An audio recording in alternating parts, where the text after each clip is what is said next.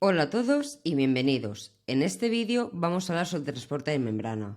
A estas alturas ya sabes que la célula es una estructura hipermegadinámica, capaz de comunicarse con su ambiente más inmediato, es decir, el espacio extracelular. En este vídeo lo que vamos a observar es cómo esa barrera que delimita la célula, es decir, la membrana plasmática, es capaz de permitir un transporte bidireccional entre el exterior y el interior. Es por ello que antes de empezar vamos a recordar brevemente las características de esta membrana plasmática. Recordemos que la membrana plasmática la podemos definir como una capa, o mejor dicho, una bicapa lipídica de fosfolípidos, la cual delimita la célula estructuralmente y que permite diferenciar dos ambientes, el ambiente extracelular del ambiente intracelular. Por lo tanto, esta estructura es la que mediará el paso de moléculas de un lado al otro. Sin embargo, recordemos que cuando miramos su composición debemos ser un poco más amplios. Es cierto que la bicapa lipídica está hecho de lípidos, entre ellos los fosfolípidos, los más representativos, estos lípidos que contienen una cabeza y unas colas que están posicionadas de manera antiparalela y que por lo tanto confiere una membrana con un carácter hidrofóbico y un carácter hidrofílico.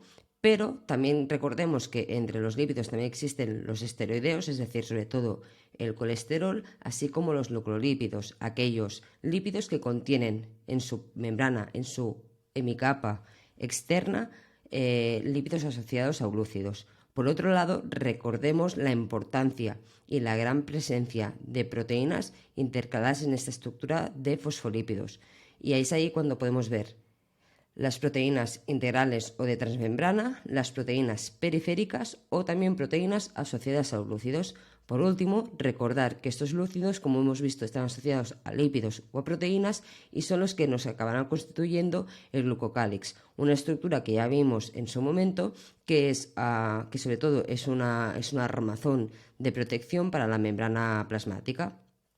Recordemos, y aquí radica la importancia en las proteínas, puesto que ya veremos que son unos componentes bastante importantes en cuanto al transporte. Os quiero recordar que estas proteínas, tal y como hemos dicho anteriormente, pueden ser transmembranales, es decir, pasan por la bicapa lipídica, o pueden ser periféricas, ya sea en el espacio externo como interno. También pueden estar asociadas, como podéis ver, a los lípidos, ¿vale? Pero las que nos interesarán sobre todo en este episodio serán estas membranas, estas proteínas transmembranales. A todo esto, quiero recordaros que estamos trabajando bajo el concepto del mosaico fluido propuesto por Singer y Nicholson en 1973, en el cual nos habla de unas proteínas que eran capaces de realizar comunicación entre el interior y el exterior de la célula y que a través de ellas es cuando conseguimos presentar múltiples funciones en esta membrana. Recordar que estas proteínas, tal como veis en este esquema, pueden ejercer distintas funciones en los dos ambientes, tanto en el intracelular como en el extracelular. Fijaros que la primera representación son aquellas proteínas que nos van a permitir el transportar moléculas. Son estas las que radican importancia en este contexto, en el contexto del transporte molecular, del transporte de membrana. Pero en el anterior vídeo, en el vídeo del citoesqueleto, vimos como esas proteínas de membrana también son altamente importantes para ejercer fenómenos de unión con elementos de las dos partes ambientales, tanto la externa como la interna. Acordémonos que la parte interna nos interesaba sobre todo por su contacto con el citoesqueleto, mientras que por la parte externa nos interesaba por su contacto con la matriz extracelular y que éstas sean las responsables de mantenernos un ambiente constante, un ambiente conectado a nivel de estructura histológica y citológica, evidentemente. Por otro lado, estas proteínas también tendrán características de receptores de membrana y, obviamente, como proteínas que son, también podrán tener características enzimáticas. Pero recuerdo, en este caso nos vamos a fijar bastante en esta capacidad de las proteínas de ser canales de transporte. En ese mismo sentido, os quiero recordar que cuando revisamos la configuración de esta membrana plasmática, acabamos concluyendo que esta membrana plasmática tenía muchas más proteínas de las que se estipulaban inicialmente.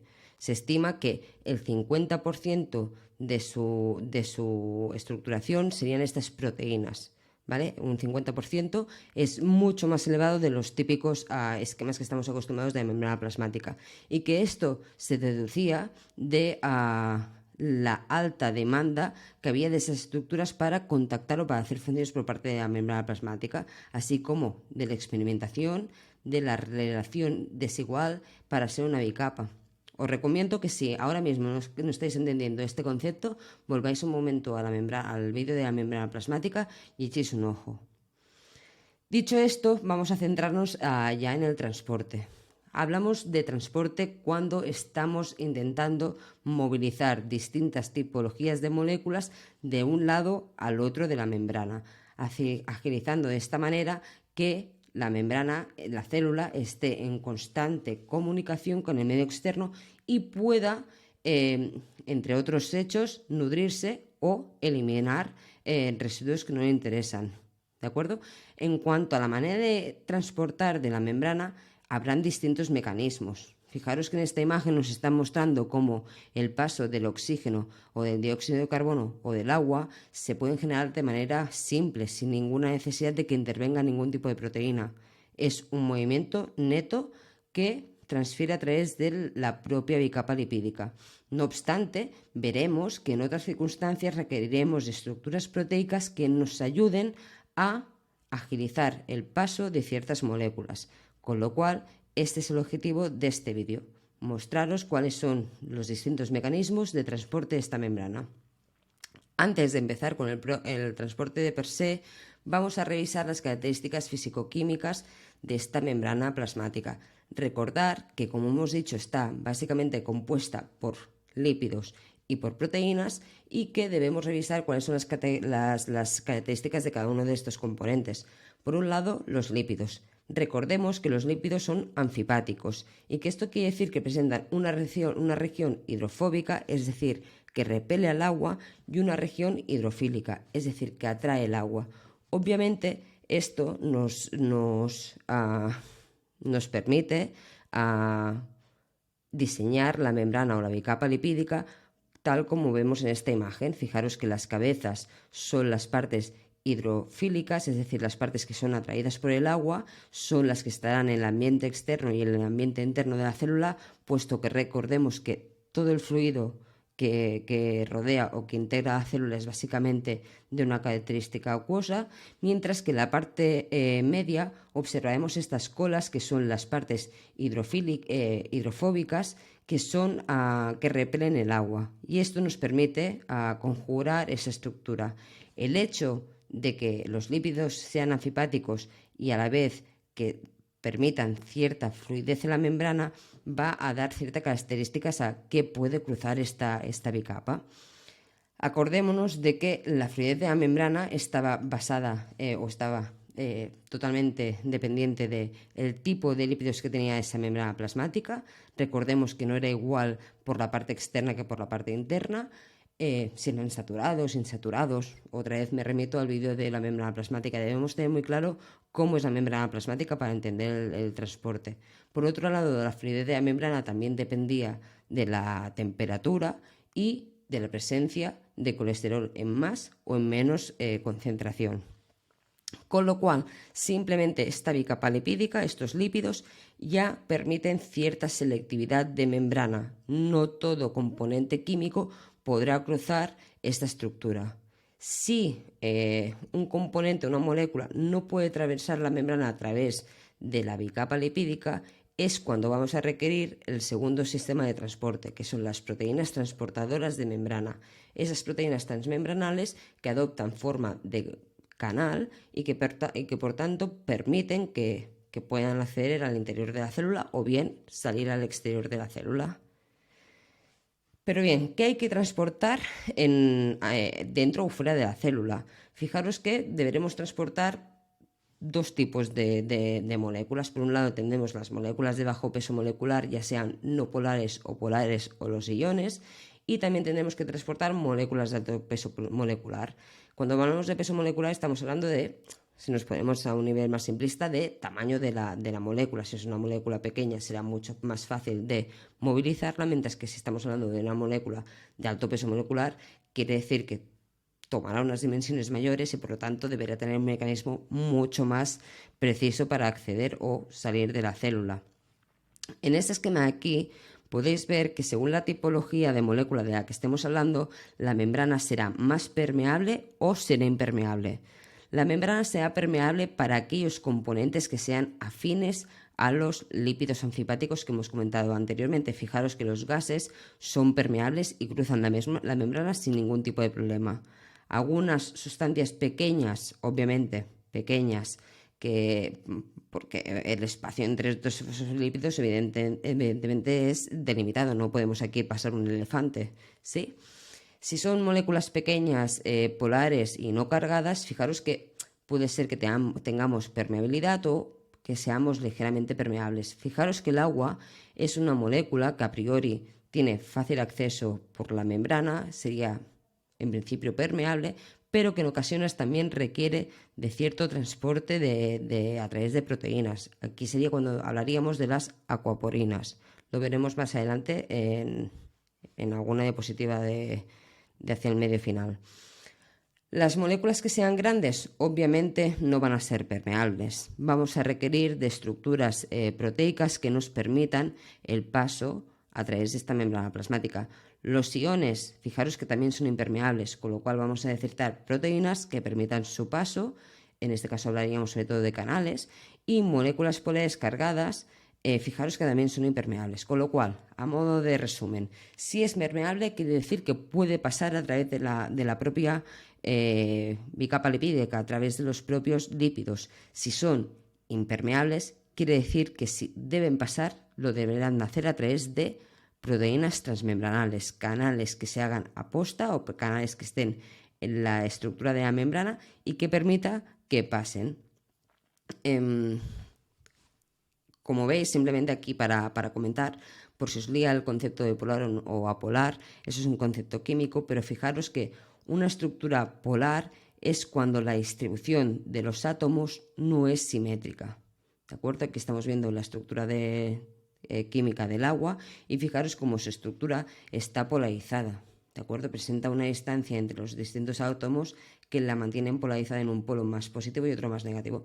Mientras que las estructuras apolares son aquellas que serían idénticas y simétricas, y esto, en el caso del agua, sería imposible. Nos está haciendo una representación para explicarnos el concepto, pero esto hace que las características de la propia molécula sean muy distintas a nivel de comportamiento físico y químico.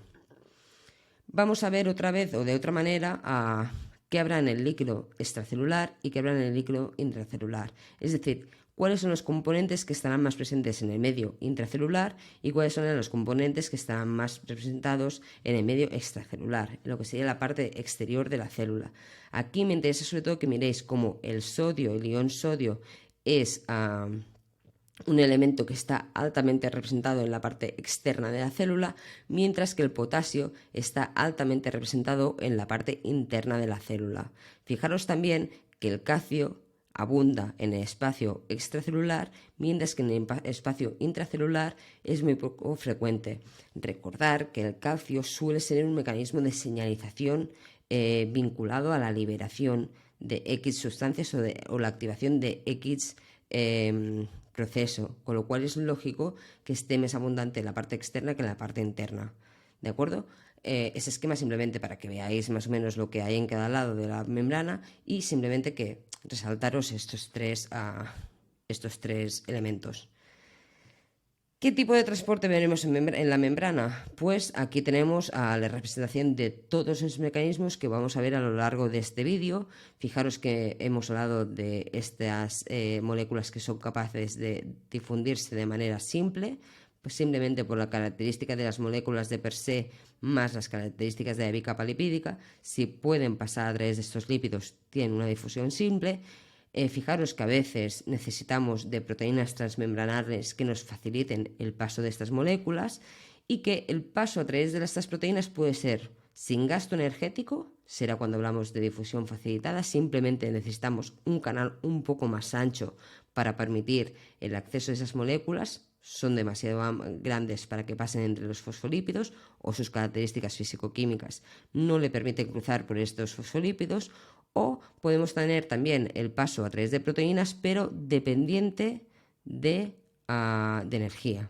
¿De acuerdo? Por otro lado, vamos a ver en este lado de aquí del esquema, la osmosis es un concepto que ya hemos visto más de una vez. Es la capacidad de equilibrar las concentraciones a través del movimiento neto del agua. Fijaros que el agua puede pasar de manera simple, sin ninguna necesidad de un transportador, como también puede ser que requiera de un transportador proteico, como serían las aquaporrinas. En ambos casos estaríamos hablando de un movimiento neto del agua, en el cual utilizamos un mecanismo de transporte proteico o directamente por difusión pasiva.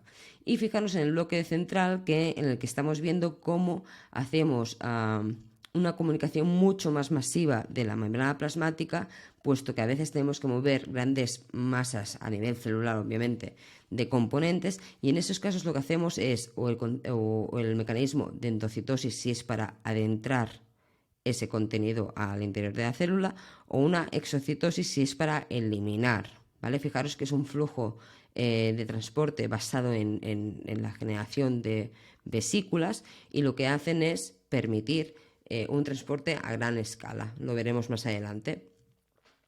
Ahora sí, la cosa va a complicarse un poquitillo. Os recomiendo que, si no tenéis claro lo que hemos visto hasta ahora, que le deis un vistazo antes de seguir. Y si lo que hemos visto hasta ahora lo tenéis claro, vamos a estar atentos a lo que va a venir a continuación. Vamos a hablar del gradiente. El gradiente es el flujo de sustancias de un compartimiento a otro, es decir, en qué situación están de concentración, ¿sí? Si está más concentrado un medio que el otro, o qué características tiene a nivel electroquímico. Fijaros que en este sentido podemos hablar de dos tipologías de gradiente. Una, si estamos a favor de ese gradiente, o la otra posibilidad es si estamos en contra de ese gradiente. Ahora con los ejemplos lo vamos a ver muy claro. Fijaros que si estamos movilizando a favor del gradiente, es que ese cambio, ese transporte es, digamos, de una manera simple, es agradable, es buscado, estamos intentando buscar un equilibrio, ¿no? Con lo cual esa movilización, como es positiva a priori para la célula y para el ambiente externo, va a ser sin gasto energético. Va a ser un movimiento que nos interesa que ocurra, y por lo tanto lo vamos a facilitar para que no requiera un gasto energético para la célula. Por contra, si lo hacemos en contragradiente, quiere decir que estamos yendo un poco a contracorriente, y por lo tanto vamos a requerir de aporte de energía externo. Fijémonos en ese esquema de aquí. Nos indican el medio externo es esta zona de aquí, el medio interno es esta región de aquí, y nos dibujan la membrana plasmática. En este caso, ¿cuál de los dos espacios está más concentrados? Si la concentración la entendemos como el número de bolitas que hay en cada uno de los ambientes, obviamente está mucho más concentrado a nivel exterior que no a interior. Por lo tanto, si estamos actuando a favor de gradiente, ¿hacia dónde iríamos? Movilizaríamos algo de este medio exterior al interior, ¿verdad? Porque queremos intentar compensar que el número de bolitas que hay en cada una de las regiones sea más o menos equilibrado, que estén igualados. Si por lo contra queremos ir en contragradiente, estaríamos eliminando estas pocas moléculas que tenemos en el espacio interior hacia el exterior, ¿de acuerdo? O sea que en este caso, ¿cómo es el gradiente de concentración? Bueno, pues a priori, si queremos ir a favor, debería ser del espacio extracelular al intracelular, ¿de acuerdo? Si el transporte es a favor de gradiente, lo vemos aquí, queremos movilizar algo que en el espacio exterior está muy concentrado, y en el espacio interno, en el espacio intracelular, está muy poco concentrado, sería movilizar a favor de gradiente si lo enviamos de fuera a dentro. Este movimiento no requeriría de gasto energético, ¿vale? Y este movimiento se generaría o por difusión simple, si lo hacemos a través de la propia de los propios fosfolípidos o por difusión facilitada si requerimos de una proteína que nos realice un canal para poder habilitar el paso. Simplemente en estas circunstancias, fijaos que tenemos las tres situaciones. Una molécula a fin de pasar a través de los fosfolípidos, una molécula que no puede pasar por los fosfolípidos y requiere de un canal proteico, y una otra molécula que debe pasar también por una proteína, pero fijaros que en este caso es distinto un caso que el otro. En este caso necesitamos que la molécula entre, al encontrarse con este punto activo generaría un cambio de conformación de la proteína y permitiría el paso en el interior. Aún así, este proceso no está mediado por gasto energético, sino que simplemente porque la molécula hace el contacto con el centro activo de la proteína, cambia de conformación y abre la compuerta en la parte interna. Por contra, si lo que queremos es movilizar un elemento de una zona que está menos concentrada a una zona donde está más concentrada, esto quiere decir que estamos incrementando el desequilibrio que hay en esta solución y por lo tanto estamos actuando en contra de gradiente. Si queremos hacer este tipo de transporte, vamos a requerir energía, puesto que no es lo natural. Lo natural es que estas dos soluciones tiendan a estar en equilibrio. Como nosotros lo que queremos es mantener el desequilibrio, estamos actuando en contra del gradiente químico, ¿de acuerdo? Al hacer este movimiento vamos a requerir de gasto energético, del consumo normalmente de ATP. ¿Sí? Ya sabemos que la ATP es la moneda energética de la célula, pues cuando hacemos este tipo de transportes normalmente estamos utilizando esta energía del ATP para volver a generar un cambio de conformación de una molécula, de una proteína transmembranal que nos permita enviar estructuras en contra del gradiente. Aquí tenemos un cuadro resumen de las tipologías de los transportes. Fijémonos en las flechas. Si estamos haciendo un movimiento a favor del gradiente, fijaros que podemos tener la difusión simple, podemos tener la difusión facilitada, que sería a través de estas proteínas. Fijaros que es muy distinta una proteína de canal que está siempre abierta de una proteína transportadora, la cual requiere un cambio de conformación. Al entrar esta bolita amarilla aquí va a hacer un cambio de conformación y se va a abrir el canal para acceder a su interior. Fijaros que todo esto que está en verde formaría parte del transporte pasivo. En contra, si lo que queremos hacer es movilizar en contra de gradiente, recordar que como no estamos actuando por la inercia, tendremos que hacer consumo de energía. ¿Sí? Y aquí tendríamos una tabla resumen de estos transportes. Fijaros que tenemos la difusión simple como un transporte que no requiere de proteínas de transporte, puesto que pasa a través de los fosfolípidos de la membrana. No tiene lugar en contra del gradiente, siempre irá a favor del gradiente, de la zona donde está más concentrada a la zona donde está menos concentrada aquella molécula, y por lo tanto tampoco está acoplado a un sistema de hidrólisis de ATP, no requiere de energía. Si vamos a mirar la difusión facilitada, fijaros que sí que requiere la presencia de una proteína, que esta proteína está actuando o sigue actuando a favor del gradiente. Seguimos movilizando elementos que están muy representados en el exterior y que queremos llevarlo al espacio donde está menos concentrado, y como está a favor del gradiente no requerimos energía. El transporte activo, en cambio, siempre requiere de una proteína de transporte, siempre va a contra del gradiente y siempre requiere de la hidrólisis de ATP, es decir, siempre requiere que haya gasto energético. ¿Sí? Esa sería la tabla de resumen de lo que vamos a ver a continuación con más detalle. ¿Qué es el gradiente de concentración? Por lo tanto, el gradiente de concentración es una magnitud físico-química que nos describe las concentraciones que hay en cada lado de la membrana. Nos habla de la cantidad de soluto que está disuelto en una solución y si ésta está más o menos concentrada en qué medio.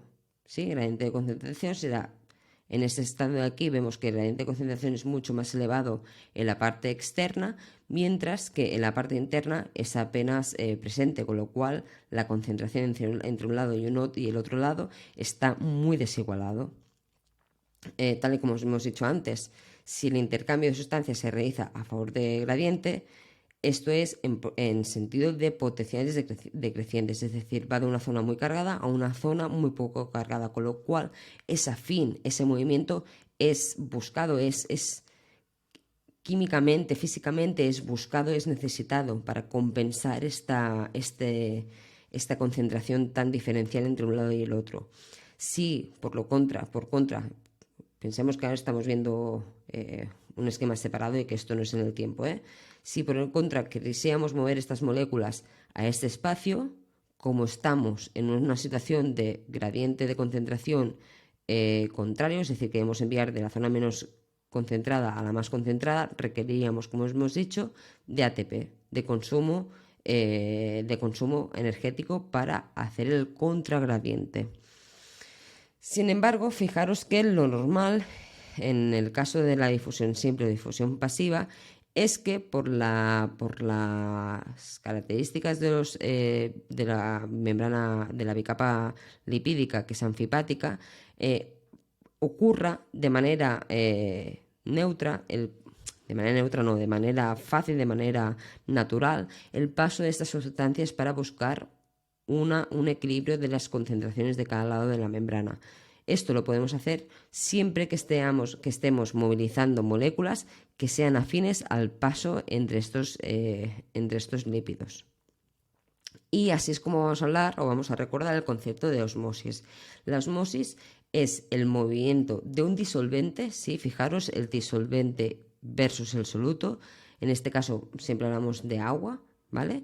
El movimiento de un disolvente, el agua, a través de una membrana semipermeable. Sabemos que la bicapa lipídica es semipermeable y este movimiento a través de la membrana semipermeable se hace por difusión simple, es decir, sin gasto de energía.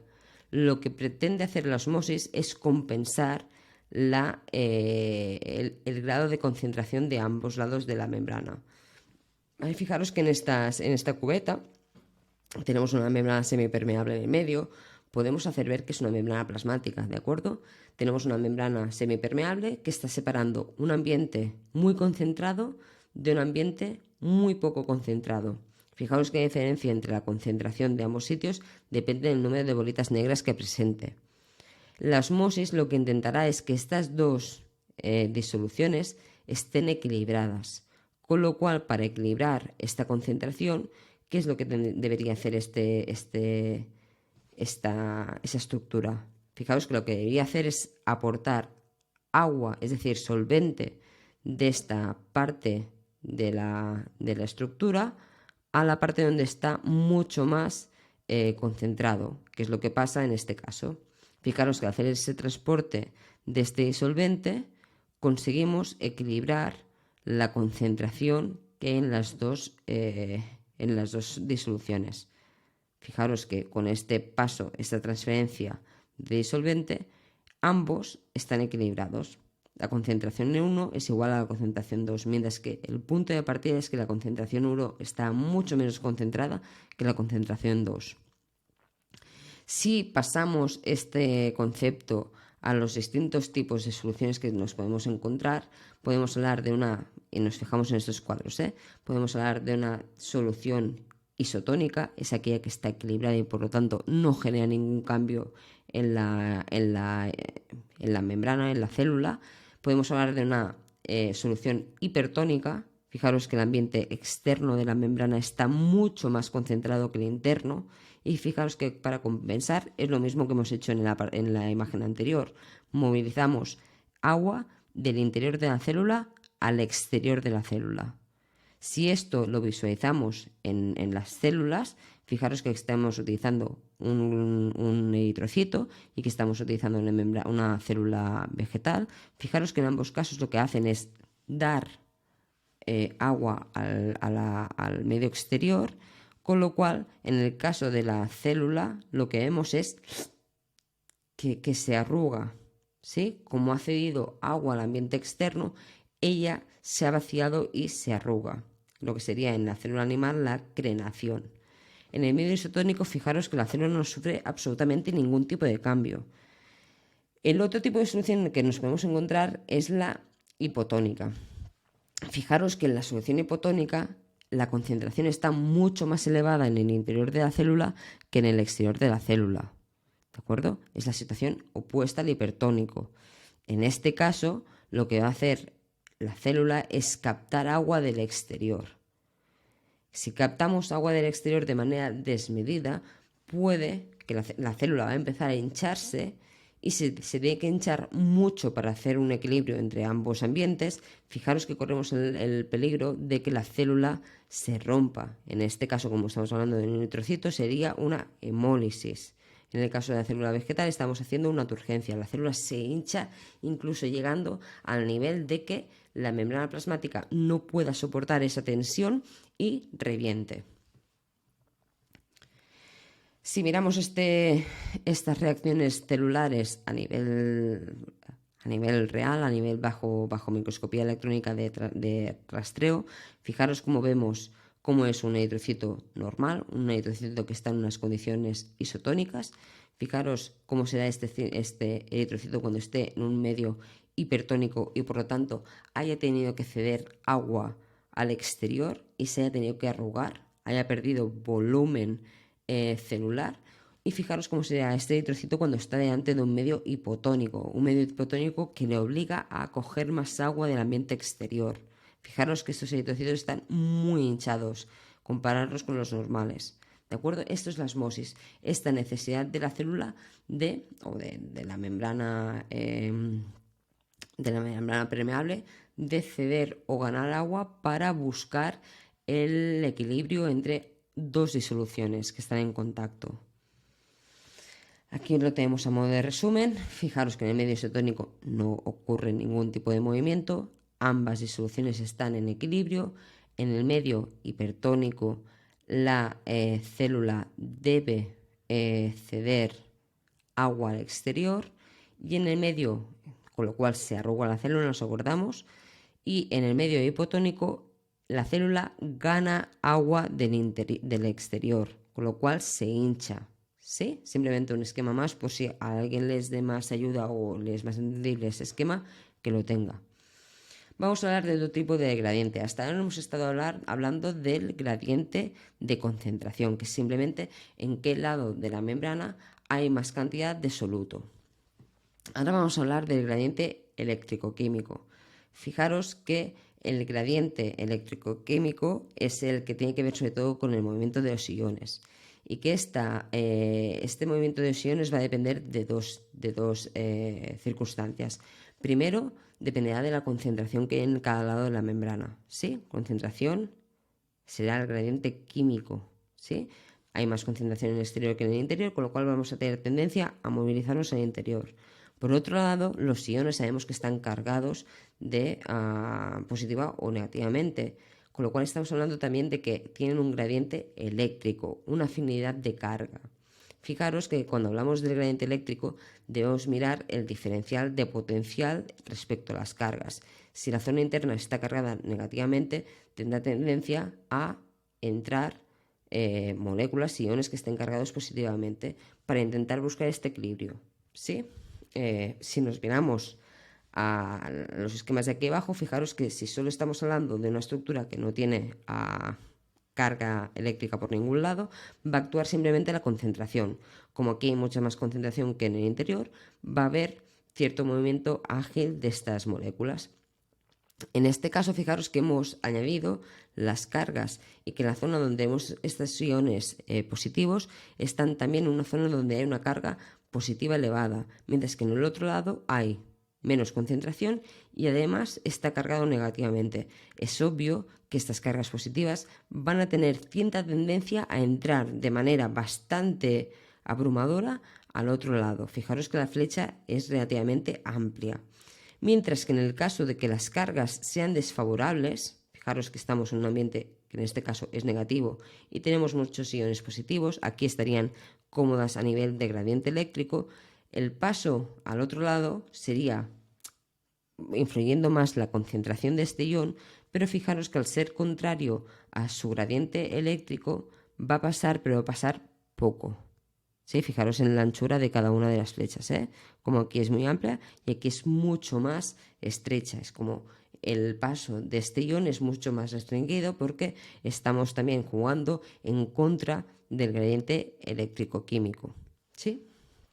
Fijaros que todo este concepto de gradiente de concentración más gradiente eléctrico de las moléculas, es decir, el gradiente electroquímico, va a ayudarnos a generar lo que se conoce como el potencial de membrana.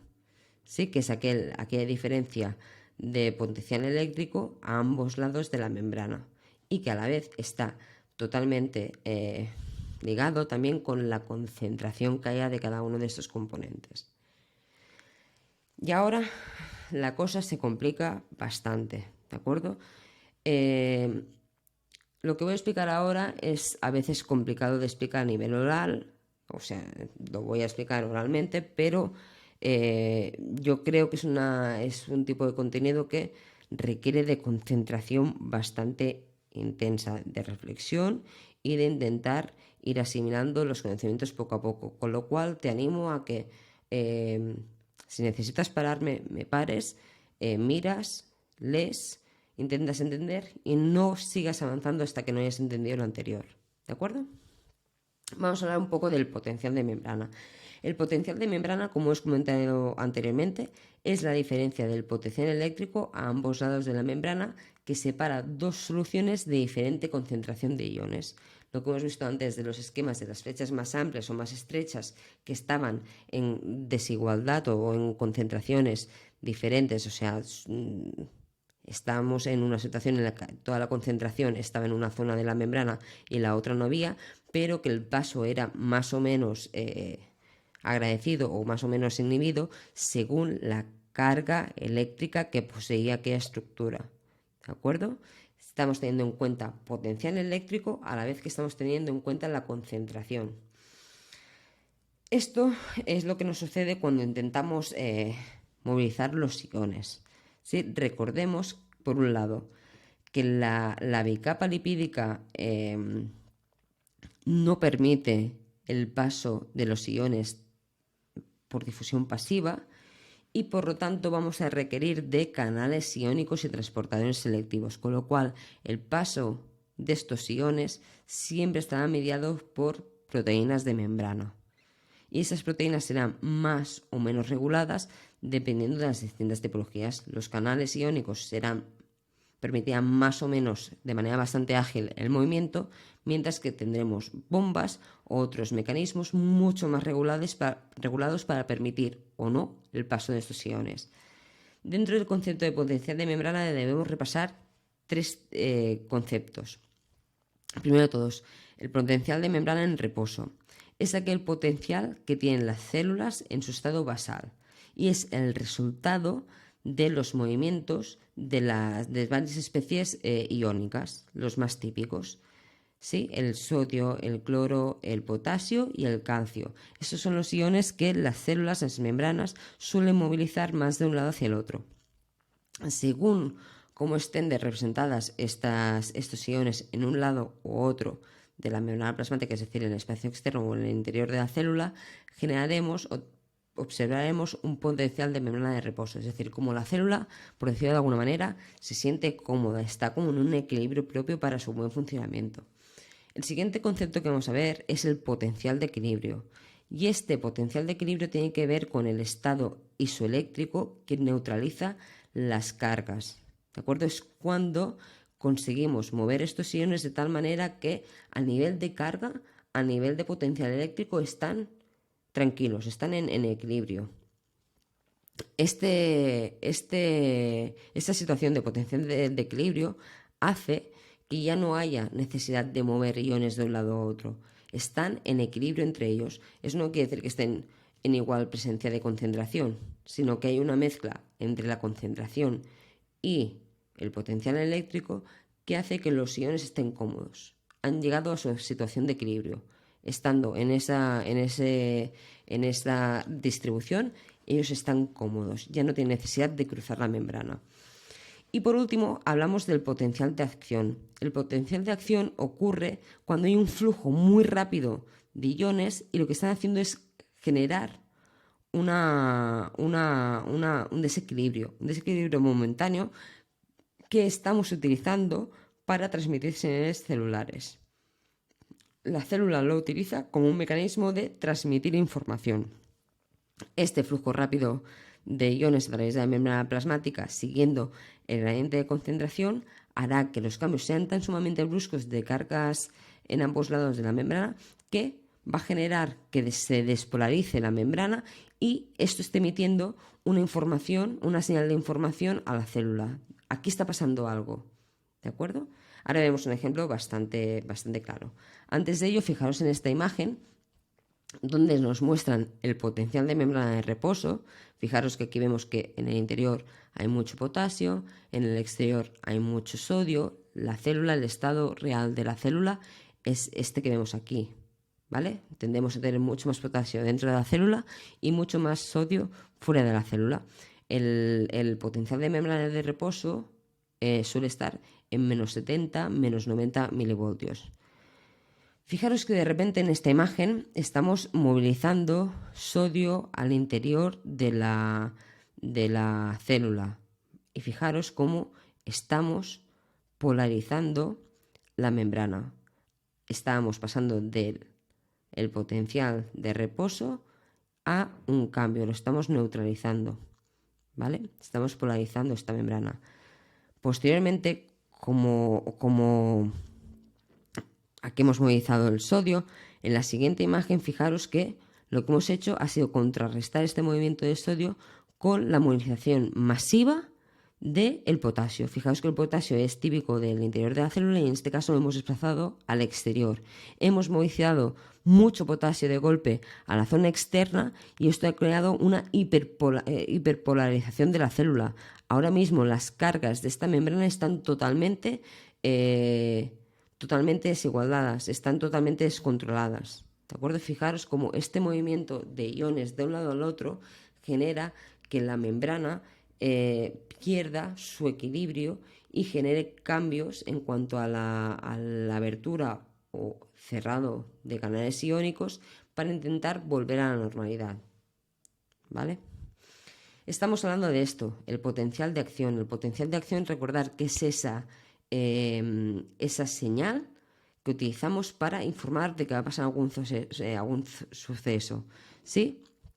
Fijaros que partimos de una posición de reposo, sería el potencial de membrana en reposo, aquel en que la célula está a gusto. Fijaros que en este caso nos están hablando de -90. -90 es como suelen estar el músculo esquelético y el cardíaco. En el caso de neuronas solemos estar a -70 milivoltios. Aquí estamos representando algún tipo de músculo, tanto sea el cardíaco, bueno, aquí hablamos del cardíaco. Fijaros que lo primero que ocurre es que se están abriendo unos cuantos canales de sodio. Al abrirse canales de sodio y hacer que el sodio vaya del exterior al interior, estamos haciendo que las cargas dejen de estar equilibradas, con lo cual se está perdiendo esta situación de reposo para poco a poco ir a despolarizar la membrana. ¿Sí? Sacar la polaridad que tiene la membrana, las cargas que tiene de tendencia en el interior más negativas versus en el exterior más positivas. Fijaros que al movilizar este sodio estamos haciendo que el voltaje de la célula se convierta en positivo. Y esto es una llamada, es una señal celular que está indicándole a la célula que algo va a pasar. ¿De acuerdo? La siguiente fase, ya sería la de recuperación, lo que va a hacer es que, como hemos movido sodio, vamos a contrarrestar abriendo los canales de potasio para hacer una repolarización. Vamos a repolarizar con la intención de bajar el potencial de la membrana al negativo, hacia donde nos encontramos a gusto. Para acabar, tendremos la hiperpolarización, que será el momento en que volvemos a buscar el equilibrio de la membrana a través de la bomba sodio-potasio. La vamos a ver un poquito más adelante. Aquí yo ahora me he avanzado muchísimo. ¿De acuerdo? Estos movimientos me han avanzado muchísimo. Simplemente es para ver, para que veáis cómo con la movilización de los iones conseguimos hacer señales muy bestias a nivel celular. porque estamos desequilibrando mucho la parte eléctrico-química de la membrana.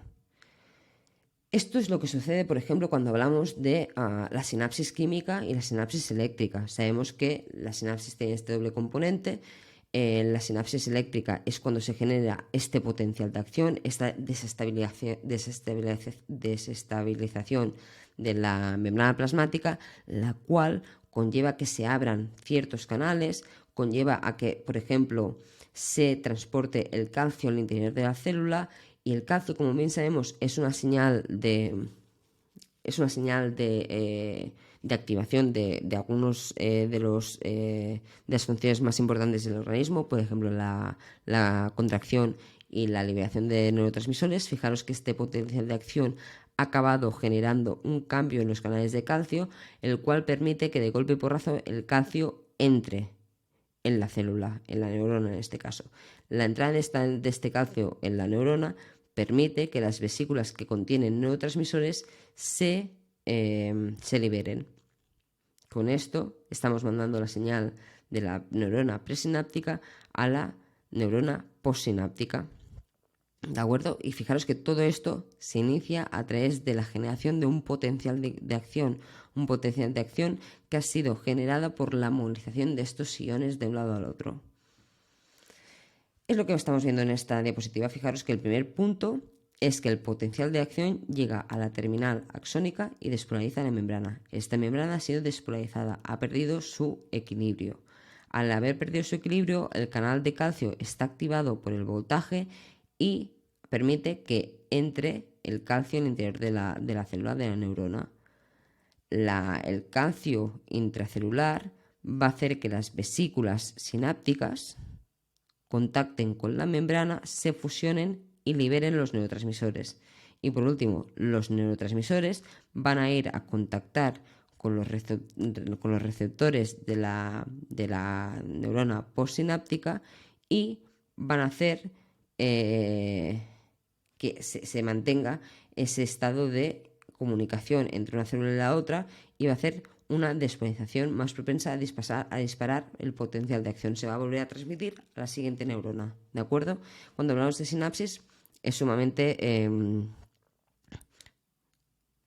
con la sinapsis está totalmente ligada a este potencial de membrana y a esta coordinación química de liberación de neurotransmisores.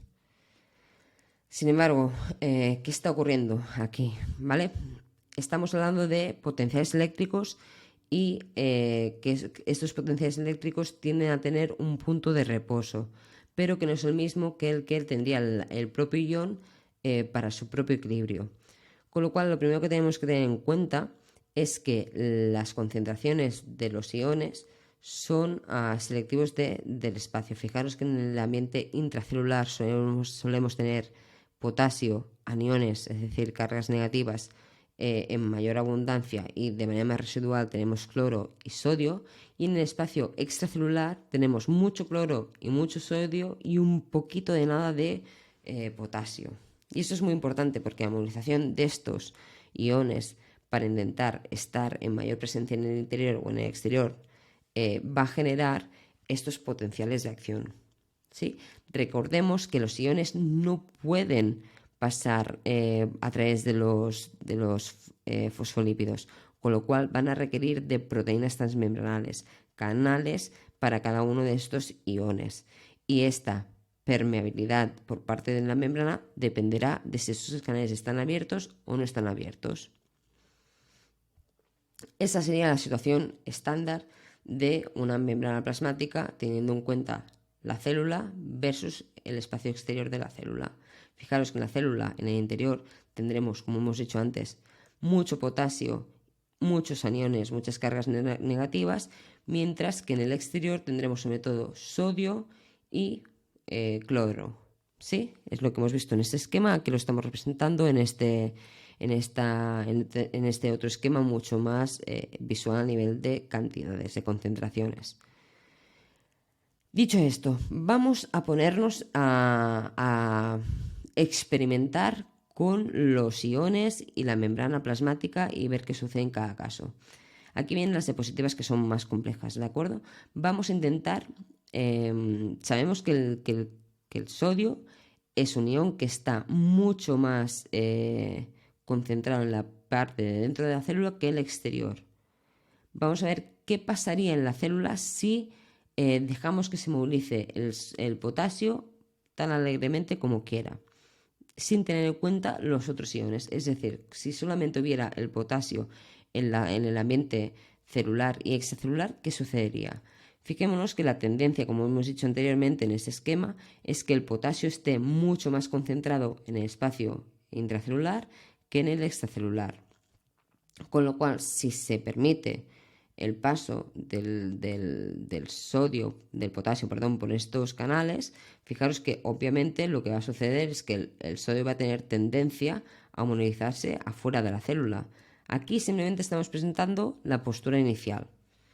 Sí, tenemos inicialmente mucho más potasio y muchos más aniones en la parte interna de la célula que en la parte externa. Nuestro potencial de membrana está neutralizado, está en el punto cero. Si nosotros movilizamos el potasio por estos canales que hemos abierto a la zona para intentar equilibrar su concentración, como en la parte exterior de la célula no había casi potasio, evidentemente lo que va a hacer el potasio va a ser salir. Sin embargo, como el potasio es un ion y está cargado, lo que va a hacer con esta movilización del potasio hacia afuera es que por cada ion que salga de potasio, el interior de la célula pierde una carga positiva, con lo cual se queda mucho más negativa. Fijaros cómo la línea del voltaje se va desplazando hacia lo negativo. ¿Sí? Sin embargo, fijaros que este movimiento a nivel de concentración del sodio va a ser válido mientras haya un desequilibrio a nivel de cargas. Fijaros, pero que en el momento en que el potasio, si he dicho sodio anteriormente, me estoy refiriendo todo el rato al potasio. Fijaros que una vez hemos habilitado este movimiento del potasio libremente, hay un momento en que el ion por él mismo para de moverse, y es porque ha llegado al potencial de equilibrio. Fijaros que en esta circunstancia sigue habiendo más sodio en la parte intracelular que extracelular. Sin embargo, ya no admite la célula, este espacio, este ambiente extracelular, intracelular y extracelular, ya no admite más movimiento porque el sistema está en equilibrio. Fijaros que no es que esté en equilibrio por concentración, sino que está en equilibrio por carga eléctrica. En ambas situaciones tenemos el potasio con los aniones totalmente compensados. Fijaros que en el espacio más extracelular se ha compensado cada potasio con un anión, en el espacio intracelular ha sucedido lo mismo, y alrededor de la membrana también, desde un lado u otro de la membrana, se han estado equilibrando. Con lo cual, en esta circunstancia, el potasio se ve en equilibrio. Ya no tiene necesidad de movilizarse en ningún lado, aunque su concentración no sea la misma. A nivel de carga electroquímica está compensado, está en equilibrio. Ya no se mueve más. ¿Sí? Fijaos que esta búsqueda del potencial de equilibrio de los iones depende, o sea, más o menos drástico, dependiendo de la diferencia de concentración que haya en cada uno de los lados de la membrana. Si hay mucha diferencia, la diferencia de concentración va a generar un gran potencial de equilibrio. Si tenemos que pasar de un ambiente muy concentrado a un ambiente muy poco concentrado, fijaros que para conseguir este equilibrio la pendiente es mucho más grande, mientras que si estamos hablando de una diferencia de concentración pequeña, el potencial de equilibrio va a ser mucho más suave. La necesidad que va a tener estos iones para movilizarse y establecerse y equilibrarse va a ser mucho más pequeño.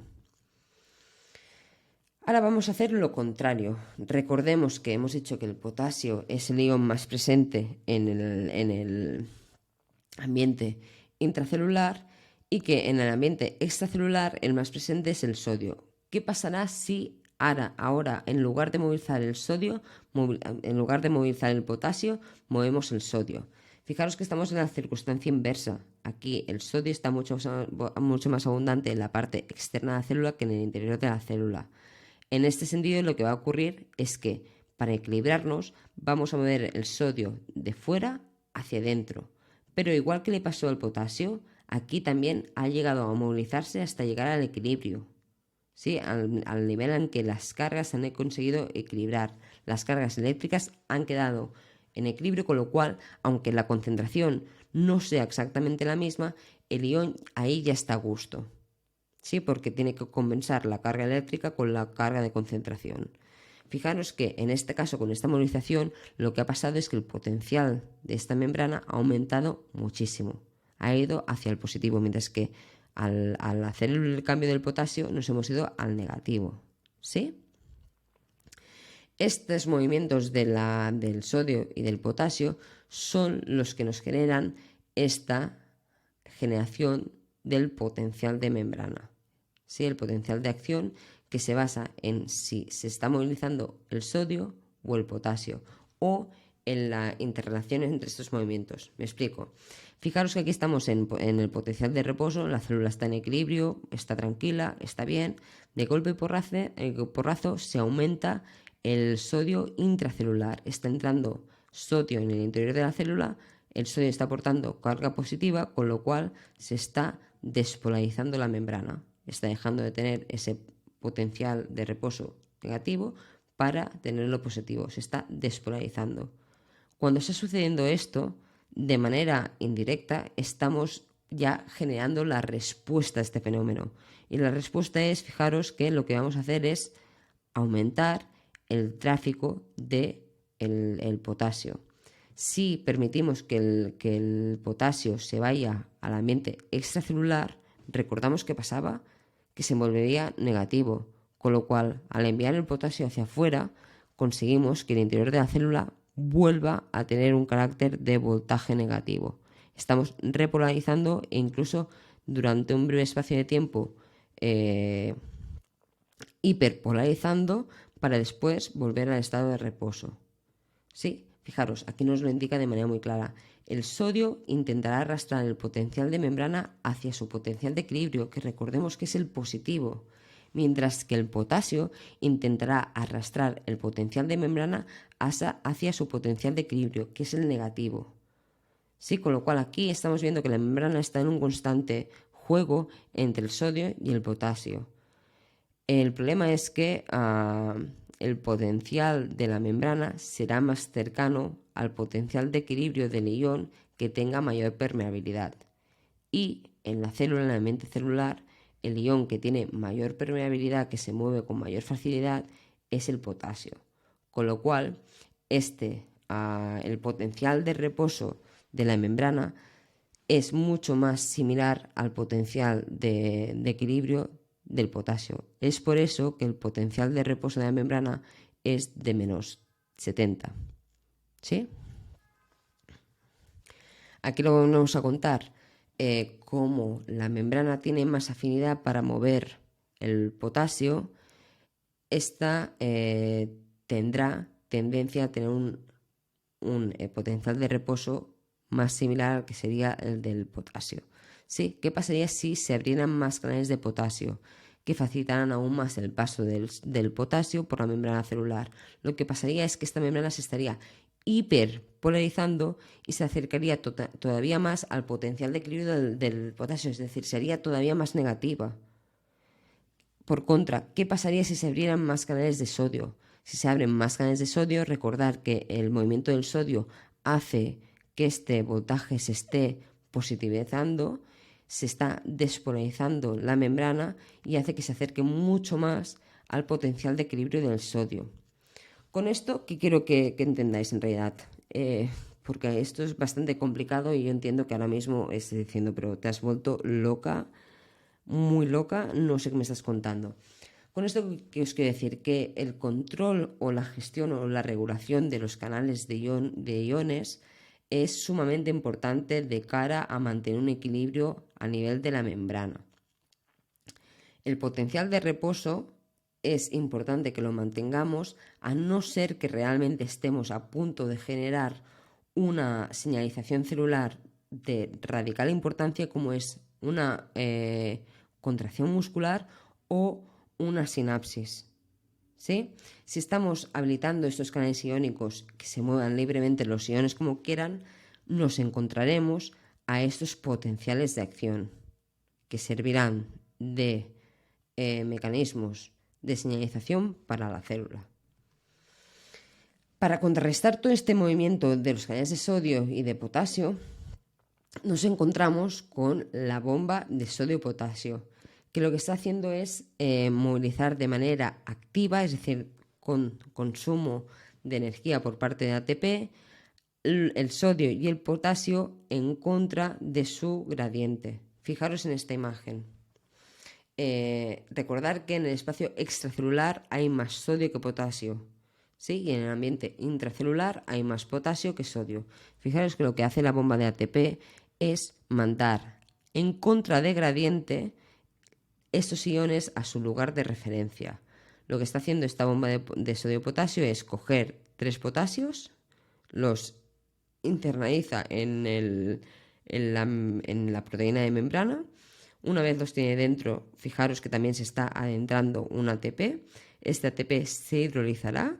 Al hidrolizar el ATP, lo que va a hacer es un cambio de conformación en la proteína y se abre para liberar el sodio. Pero al mismo tiempo, lo que estamos haciendo en esta nueva conformación de la proteína es permitir que 2 potasios entren en la membrana, entren en la proteína, y al liberar el potasio que nos quedó atado en el momento en que hicimos la hidrólisis, va a volver a hacer el cambio de conformación volviendo a su estado inicial y va a liberarnos 2 potasios al medio intracelular. Recordemos, estamos moviendo iones en contra de gradiente. En el interior de la célula solemos tener potasio, mientras que en el exterior solemos tener sodio. ¿Sí? Esta bomba sodio-potasio nos está intentando mantener las especies iónicas que tenemos de base en la célula, pero recordemos que lo estamos haciendo en contra de gradiente. ¿Sí? Por eso estamos utilizando la hidrólisis del ATP como moneda de cambio. Aquí lo tenemos, ¿eh? Recuerda que el sodio está mucho más presente en el ambiente extracelular, mucho menos concentrado en el ambiente intracelular, y el potasio al contrario. Y fijaros que estamos moviendo en contra de gradiente de concentración, con el fin de mantener el potencial de membrana, mantenernos en el potencial de reposo de la membrana. ¿Sí? Aquí lo estamos viendo con más calma. Fijaros que vamos a explicar poco a poco la bomba de sodio-potasio.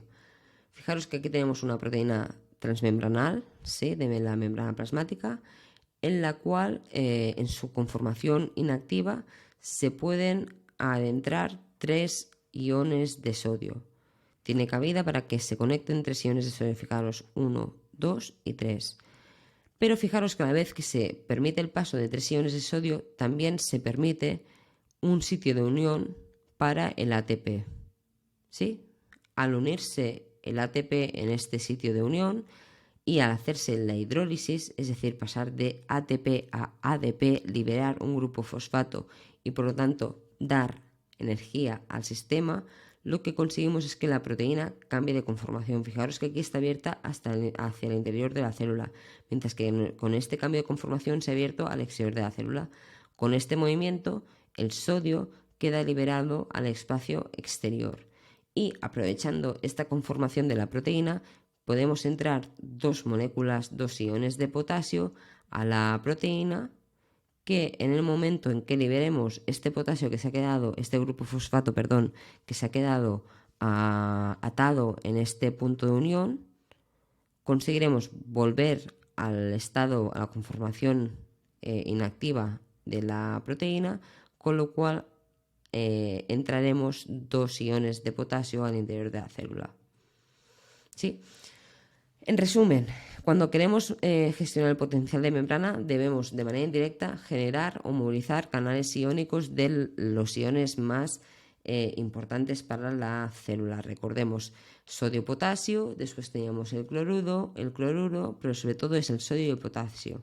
Fijaros que estos canales iónicos pueden ser simplemente canales propios de cada uno de los iones, el sodio o el potasio, y que esos canales nos permitirá movilizar los iones buscando su tendencia al equilibrio iónico, ¿sí? El potencial de equilibrio, pero que después tendremos por otro lado la bomba de sodio-potasio, que nos hará una movilización a contragradiente de estos iones para intentar mantenernos en equilibrio, ¿sí?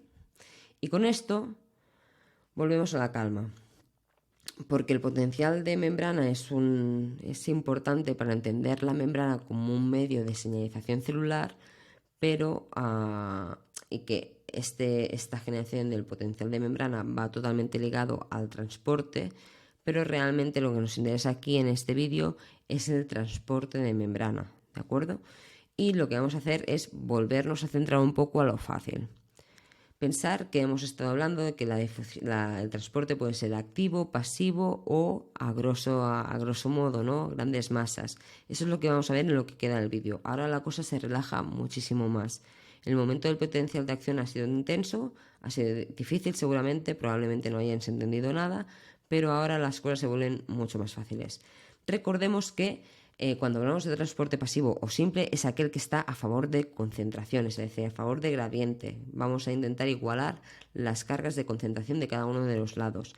En ese sentido hablaremos de difusión por parte de la membrana simple o facilitada. Facilitada si estamos utilizando proteínas que hacen de canal, ¿sí? En ese sentido, cuando hablamos de transporte pasivo podemos tener diferentes procesos. La osmosis la hemos explicado al principio del tema, con lo cual ahora no volvemos a repasarlo, lo tenemos al principio del todo. Tenemos la difusión simple, que es el paso de sustancias a través de los fosfolípidos. Son sustancias que son permeables a la propia membrana, con lo cual no necesitamos de ningún mecanismo extra para poderlo movilizar, simplemente se mueven a favor de gradiente. Difusión facilitada, cuando requerimos de estas proteínas transmembranales para movilizar, ya sea porque son moléculas muy grandes o porque son incluso insolubles en los fosfolípidos, ¿de acuerdo? Sea como sea, que necesitan la presencia de una proteína integral de membrana. Otro tipo de difusión pasiva sería la ultrafiltración o diálisis, que es el paso de agua y algunos solutos por presión hidrostática. Es cuando se está ejerciendo mucha presión al sistema y se moviliza. Eso es lo que ocurre sobre todo a nivel de los riñones, cuando estamos haciendo la concentración de orina y estamos haciendo la presión arterial, estamos regulando la presión arterial. Vale, vamos a mirar la difusión simple. Entendemos que es el paso de las moléculas que pueden pasar a través de los fosfolípidos. No hay gasto energético, es a favor de gradiente, como podéis ver, estamos pasando de más concentración a menos concentración, y aquí solamente podemos decir que depende del gradiente de concentración. Cuanto mayor sea el gradiente, más veloz será este paso, ¿sí? Cuanto más diferencia haya entre el medio 1 y el medio 2, mucho más rápido se va a hacer el intercambio. Dependerá de la hidrofobicidad del componente. Si es muy hidrofóbico, también será mucho más rápido el paso por esta membrana, por esta bicapa lipídica. Si es de un tamaño dentro de los mayores que se permiten para hacer este traspaso, va a mayor tamaño, va a ser más lenta su velocidad, le va a costar más traspasar esta membrana, esa bicapa lipídica. Y si tiene una carga, esa molécula, pues dependerá también no solamente de su tamaño, sino que también dependerá del gradiente electroquímico, tal y como hemos visto antes, ¿de acuerdo? Vamos a ver la difusión facilitada. En este caso, recordemos que estamos utilizando proteínas que hacen de canales. En este sentido, podemos tener dos tipologías de proteínas. Aquellas que son constitutivas, es decir, que siempre están abiertas, ¿sí? O aquellas que requieren de cierta regulación para su abertura, ¿sí? Serían las proteínas transportadoras. En este caso, para generar una modificación en la conformación tridimensional de la proteína, no requerimos de una molécula energética, no requerimos de un ATP. Lo que haremos es simplemente que al entrar en contacto esa molécula, fijaros aquí, esa molécula al entrar en contacto en este centro activo, hace o provoca una modificación de la membrana, lo cual hace que deje de estar abierto por la zona inicial para estar abierto en el otro lado. ¿Sí? La modificación de conformación de la proteína no depende del gasto energético, sino de que haya un contacto entre la molécula que quiere transportar a su estructura de proteína. Aquí tenemos otro ejemplo en el cual tenemos una molécula que estimula el canal proteico. Fijaros que si esta molécula que estimula contacta con este sitio de unión, abre el canal proteico y permite el paso de esa molécula para que pase libremente. Sí, en este caso también estaríamos hablando de una difusión facilitada regulada. Cuando hablamos de ultrafiltración o diálisis, estamos hablando de un concepto un poco bastante similar a la osmosis. Fijaros que se trata del paso del agua y de algunos solutos por la presión hidrostática. Imaginaros esta situación en la que tenemos una zona donde está hiper mega cargada de presión, y lo que hace es liberar esa presión liberando partes de sus solutos o de su disolvente. Fijaros que en este ejemplo nos está enseñando cómo se está pasando, en este caso, estos solutos que son permeables, con lo cual se genera una situación de equilibrio entre un compartimiento y el otro. Perdonad. Ahora vamos a hacer el cambio y vamos a ir a mirar el transporte activo. El transporte activo, recordar que es aquel que se genera en contra del gradiente, con lo cual se requiere de un consumo energético, es decir, tendremos el ATP o alguna molécula similar que estará haciendo acciones. Y en ese sentido, fijaros que podemos tener dos tipologías de transporte activos. El transporte activo primario, que será aquel que simplemente hidroliza el ATP y modifica o permite que se haga ese movimiento de transporte. O por otro lado tenemos el transporte activo secundario, que es aquel que en lugar de utilizar energía, utiliza un gradiente electroquímico. Se aprovecha, es un sistema que se aprovecha de una movilización para mover otra molécula. El transporte activo primario es el que hemos visto. La bomba sodio-potasio es un claro ejemplo, ¿no? Movilizamos 3 sodios de la parte interna de la célula al exterior. Como es en contragradiente, utilizamos este TP que generaba el cambio conformacional de la proteína transmembranal y liberaba el sodio al exterior, a la vez que recogía 2 potasios. Al liberarse ese fosfato que había quedado unido en la membrana, en la proteína transportadora, conseguimos volver a la conformación inicial de la proteína y se libera el sodio, el potasio al interior de la célula. En el caso del transporte activo secundario, fijaros que lo que estamos utilizando es que se tiene que movilizar un ion hacia una zona, una molécula hacia una zona, y nos aprovechamos de ese transporte para movilizar otro en contra del gradiente. ¿Sí? Sobre el transporte activo primario, recordemos que depende del ATP, depende de la hidrolización del ATP. Cuando hablo de hidrolización del ATP, ya lo hemos contado más de una vez, pero recordar que se trata de esa reacción en la cual del ATP se añade una molécula de agua y esto hace que se hidrolice, de ahí que se venga con este nombre, y hace que se genere una rotura entre un grupo fosfato y la molécula de ADP, lo cual hace que esté sin batería. Recordar que al liberar una molécula de agua, conseguiremos que vuelva a estar en el estado de ATP, de batería cargada. Fijaros que lo que estamos movilizando siempre es este grupo fosfato, ¿sí? Este grupo fosfato, que es lo que aporta energía en el ambiente para generar ese gasto energético, por lo tanto esa respuesta dependiente de energía. Dicho esto, fijaros que estamos haciendo un transporte en contra de gradiente, con lo cual es en contra de la voluntad del medio a nivel, es un movimiento no natural, por decirlo de alguna manera. Fijaros que aquí estamos intentando movilizar este calcio intracelular hacia afuera y fijaros que está repleto de calcio. La única opción que tenemos para movilizar este calcio al exterior, ya que no es a favor de gradiente, es a través de una bomba, de un transporte activo primario, un transporte que lo que haga sea reclutar este calcio que ha quedado aquí en esta porción intracelular, lo rescatamos, utilizamos el ATP y con este consumo energético conseguimos movilizar el calcio a la zona donde está hipermega concentrado.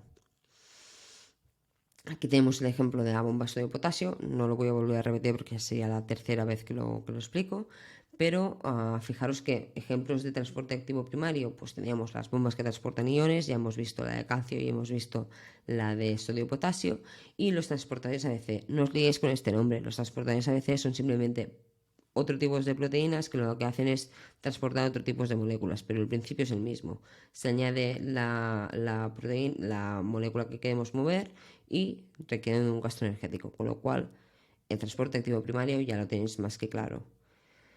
Fijaros que estos conceptos de transportes activos primarios es lo que sucede cuando estamos liberando, cuando estamos haciendo potenciales de acción y cuando estamos abriendo bombas de calcio. Recordad que el calcio es un gran señalizador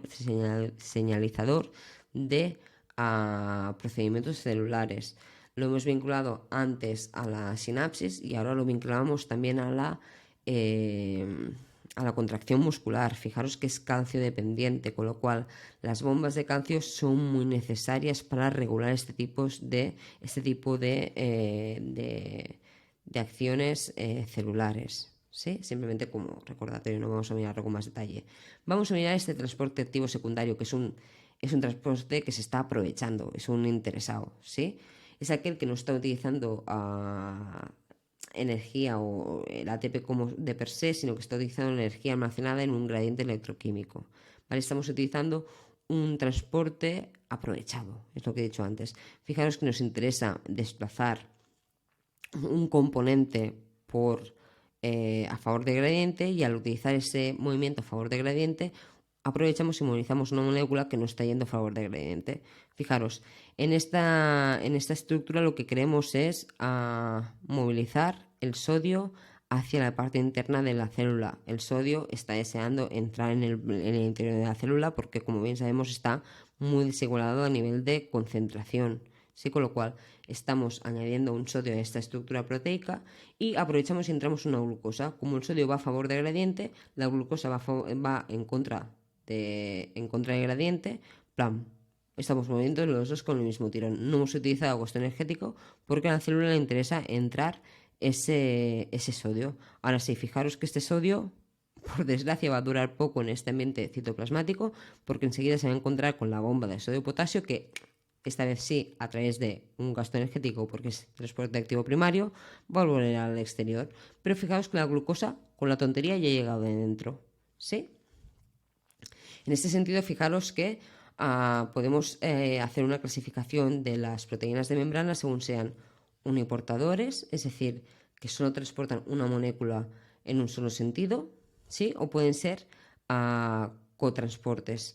En ese sentido podemos tener el antiportador, ¿sí? Aquí estamos, en el cual, como podéis ver, estamos movilizando en sentidos opuestos dos moléculas, y pueden ser sin portadores, cuando el movimiento lo hacemos hacia la misma dirección. ¿Sí? Simplemente estamos hablando de si es la misma dirección o si es dirección distinta. Sin portadores, misma dirección; antiportadores, direcciones opuestas. Es lo que os digo, este transporte activo secundario, fijaos que lo que está haciendo es matar dos pájaros de un tiro. ¿Sí? Me aprovecho de que uno de estas sustancias que estoy moviendo van a favor del gradiente para movilizar el que está en contra del gradiente. Mismos ejemplos, en este caso con diferentes portadores, en este caso el de sodio glucosa, que es en el que hemos visto anteriormente, que serían mecanismos cotransportadores, es decir, mecanismos sin portadores, van a la misma dirección.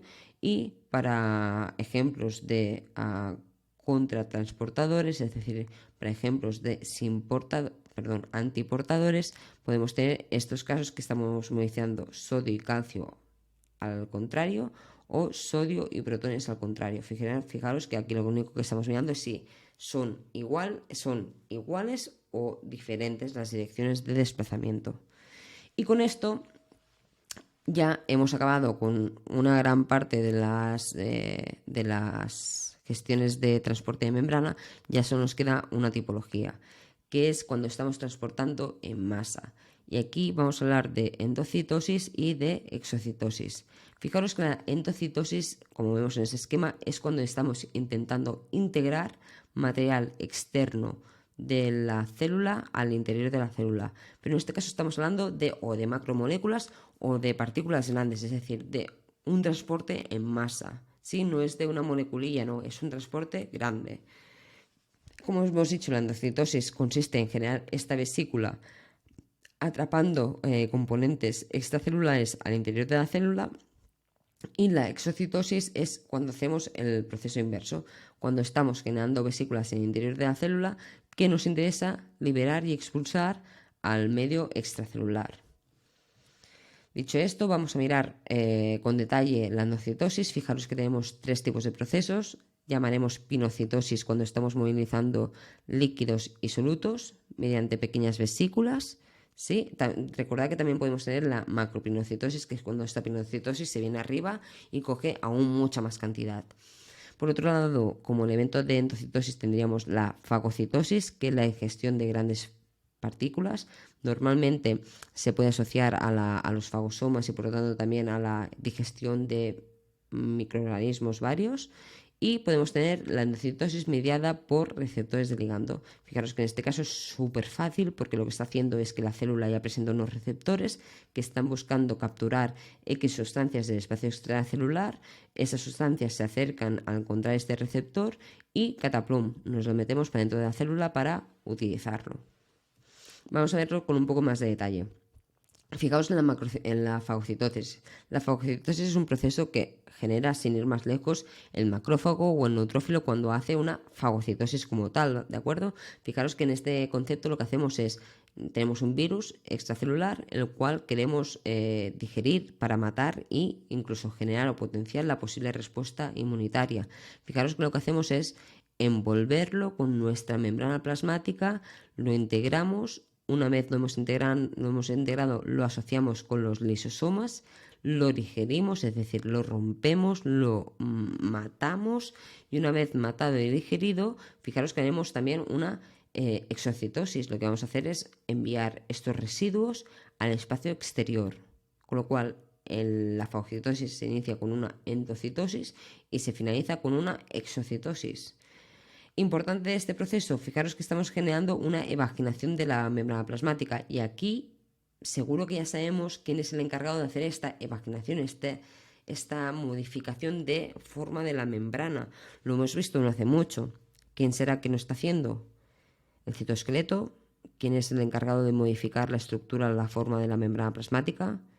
El filamento de actina, ¿verdad que lo tenemos claro? Pues fijaros que aquí estamos viendo un ejemplo muy claro de lo que está sucediendo en ese sentido. Vale, fijaros que cuando hemos fagocitado el elemento que sea, ¿sí? En este caso estamos hablando normalmente de un microorganismo, lo hemos internalizado en la célula y lo que hacemos es unirlo con el lisosoma. En este momento es cuando estamos generando la fusión de este fagosoma con el lisosoma, genera el fagolisosoma. En este momento el fagolisosoma lo que quiere hacer es una degradación enzimática. Lo que quiere hacer es romper esa estructura. Normalmente es neutralizar a este posible microorganismo que nos está intentando infectar. ¿Sí? ¿De acuerdo? Aquí tenemos otra imagen en la que estamos viendo lo mismo. Fijaros que tenemos esta partícula o este microorganismo. Se hacen estas evaginaciones de la membrana plasmática mediadas por el citoesqueleto, mediadas por estos filamentos de actina, lo engloban, lo internan, se genera el fagosoma y este fagosoma se va a relacionar con el lisosoma. En este momento ha nacido el fagolisosoma. Este fagolisosoma lo que pretende es hacer una digestión enzimática de esta estructura, dejando unos residuos que, como vemos, vamos a liberar al espacio extracelular mediante una exocitosis. ¿Sí?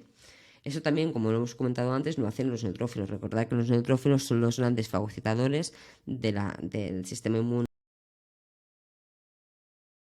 Van a ser los neutrófilos. Lo que hemos dicho, ¿qué elemento intracelular está plenamente relacionado con estos mecanismos? Fijaros, nos lo están enseñando estas imágenes. Con estos movimientos de endocitosis y exocitosis, inevitablemente estamos relacionando esos procesos con el citoesqueleto, concretamente con el microfilamento de actina, ¿sí? Con el filamento de actina. Fijaros que estos filamentos de actina son capaces de deformar la membrana plasmática con tal de ejercer la función que quieran, en este caso generar una envoltura. ¿Qué pasa con la endocitosis mediada por receptor de ligando? En este caso, fijaros que es súper rápido de realizar y súper eficiente. Ya la célula está haciendo una señal de lo que quiere. Ella está diciendo, escucha, tráeme, en este caso, pues LDL, colesterol, tráeme el colesterol, yo te enseño el receptor, lo estoy buscando, si encuentras lo que se une aquí, tráemelo que lo quiero integrar. ¿Vale? Tiene receptores concretos de esa estructura, fijaros que encajan perfectamente, con lo cual es una lectura 100% segura.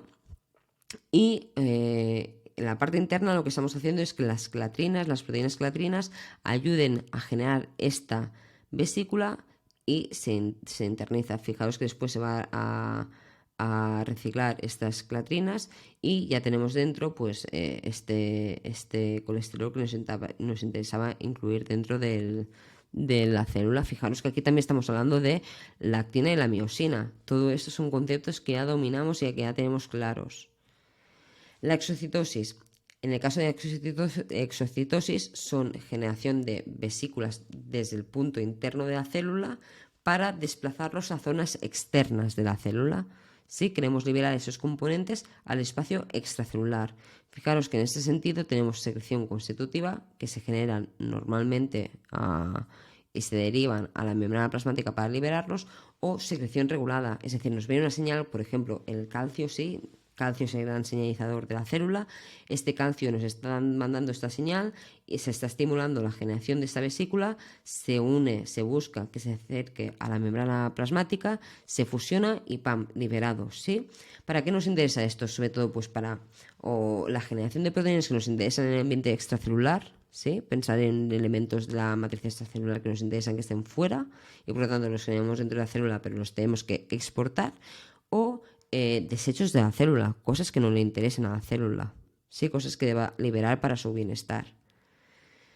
En otro caso de exocitosis, pues por ejemplo la liberación de los neurotransmisores, lo hemos visto antes, que es sino este procedimiento, estas vesículas que se están acercando a la membrana plasmática y liberan su contenido. ¿Sí? Es un tipo de transporte en masa, estamos transportando estos neurotransmisores en formato de vesículas.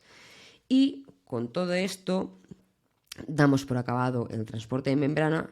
Supongo que ahora ya sí que no tendrás ninguna duda en decir que la célula no para quieta ni un segundo, porque con los vídeos que llevamos ya en las espaldas, si te imaginas a una célula como una ameba tomando el sol, pues vamos muy mal.